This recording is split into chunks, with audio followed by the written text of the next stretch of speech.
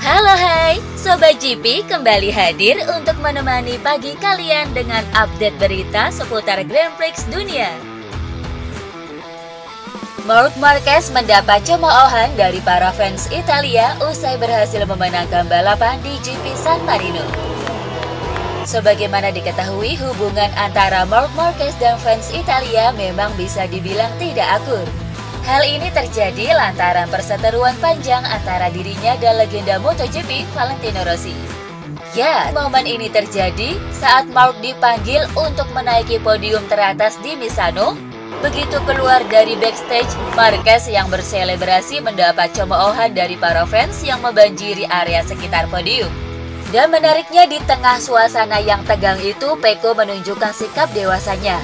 Dengan gerakan tangan, ia mencoba menenangkan fans Italia yang mencemooh Marquez. Melihat tindakan Bagnaia yang berusaha meredakan situasi ini, tampaknya ia bertekad untuk menjaga hubungan baik dengan Marquez yang di musim depan akan menjadi rekan setimnya di Ducati Lenovo.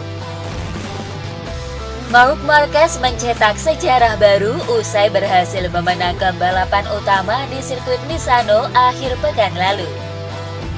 The Baby Alien sukses mencetak kemenangan beruntun atau back-to-back win setelah ia meraih kemenangan di MotoGP Aragon pada seri sebelumnya. Menariknya, kemenangan ini diraih meski dirinya mengawali balapan dari urutan ke-9. Dan kemenangan di MotoGP San Marino 2024 menjadi sejarah di MotoGP.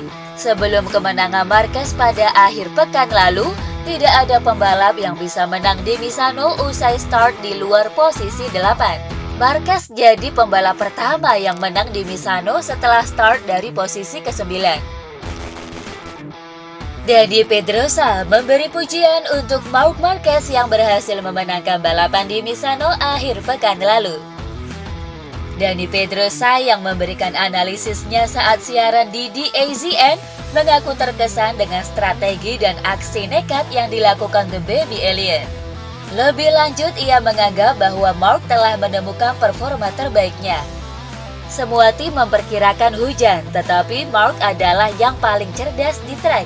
Ia menggunakan pengalamannya untuk mengambil pimpinan balapan saat turun hujan. Kita harus mempertimbangkannya dalam kejuaraan. Ia telah berkembang pesat hanya dalam 2 balapan. Itu adalah balapan yang aneh dengan hujan. Tetapi Marquez menunjukkan bahwa ia memiliki kecepatan untuk bersaing di barisan depan. Pecco Bagnaia mengaku heran dengan aksi nekat yang dilakukan Marquez saat hujan turun di tengah jalannya perlombaan. Pada lap 7, hujan turun dan membuat trek menjadi licin. 10 pembalap terdepan yang tadinya saling berjauh-jauhan pun jadi saling berdekatan. Pada lap 8, Marquez pun secara mencengangkan menyalip 5 pembalap, termasuk Bagnaia, dan memimpin jalannya perlombaan hingga pada akhirnya keluar sebagai pemenang. Melihat aksi tersebut, Bagnaia pun tak segan angkat topi untuk rider berjuluk The Baby Alien itu. Menurutnya, Marc sangat berani karena nekat menyalip banyak pembalap ketika hujan turun dan menciptakan kondisi yang mengecoh. Di sisi lain, Bagnaia sendiri meyakini Marquez mungkin bakal kesulitan jika balapan 100% kering, karena ia start dari posisi 9. Jorge Martin mengakui bahwa dirinya telah salah strategi dengan mengganti motor di tengah balapan MotoGP San Marino 2024. Martin melakukan blunder fatal pada balapan MotoGP San Marino, di mana saat turun hujan ia langsung memutuskan mengganti motor khusus setelan trek basah. Akan tetapi hujan ternyata berlangsung singkat. Martin pun kembali lagi ke pit box untuk mengganti motor ke setelan trek kering. Usai balapan, Martin mengaku telah melakukan kesalahan. Ya, tentu saja. Berjudi mungkin terkadang bukan pilihan terbaik saat Anda berjuang untuk meraih juara. Jadi lain kali saya tidak akan melakukannya. Saya akan tetap pada keputusan Pecco dan melakukan hal yang sama. Saya pikir kami seharusnya bisa meraih lebih banyak poin hari ini, tetapi yang terpenting adalah selalu berusaha sebaik mungkin. Marco Bezzecchi ikut mengomentari blunder yang dilakukan Jorge Martin pada balapan GP San Marino akhir pekan lalu. Kesalahan strategi yang dilakukan Martin pada balapan hari Minggu kemarin memang berdampak fatal baginya. Namun demikian, hal tersebut dibenarkan oleh rider Pertamina Enduro VR46, Marco Bezzecchi. Rider asal Italia ini berpendapat bahwa tindakan Martin mengambil risiko sudah benar, tetapi Tuhan berkata lain. Martin sudah benar mengambil risiko dan kembali ke pit box. Ketika hujan mulai turun, bisa saja turunnya sangat deras dan bisa saja cepat berhenti. Ia pun berharap hujannya makin deras dan ternyata tidak. Itu bukan miskomunikasi dengan tim, tetapi Jorge lah yang merasa ingin ambil kesempatan. Saya pun sepenuhnya setuju dengan pilihannya, karena dalam situasi macam itu, terkadang semua tergantung cara kerja Tuhan. Anda bisa jadi fenomena ketika benar. Namun jika semua salah, Anda jadi pecundang. Namun Jorge fenomenal, ia telah mencoba. Sayangnya berakhir salah. Secara pribadi, saya menghargainya. Topik mengenai radio tim kembali menyeruak usai Jorge Martin melakukan blunder flag to flag lantaran tak mendapat cukup data cuaca dari timnya. Sebagaimana diketahui, tim radio sudah dikembangkan oleh MotoGP selama beberapa tahun terakhir. Meski belum pernah dipakai, perangkat ini sempat diuji di sela-sela tes pasca balap di Jerez pada Mei 2023 lalu oleh Quartararo, Alex Espargaro, dan Jonas Folger. Sayangnya usai tes tersebut, Quartararo dan Espargaro tetap memberikan umpan balik negatif karena merasa terganggu. Kini usai blunder yang dilakukan Martin karena dianggap kurang komunikasi dengan tim, beberapa pembalap seperti Marco Bezzecchi, Marc Marquez, Enea Bastianini, dan Pecco Bagnaia juga tetap menolak keras penggunaan tim radio tersebut. Alasannya tetap sama, yakni mereka menganggap bahwa penggunaan perangkat itu akan mengganggu konsentrasi mereka saat balapan.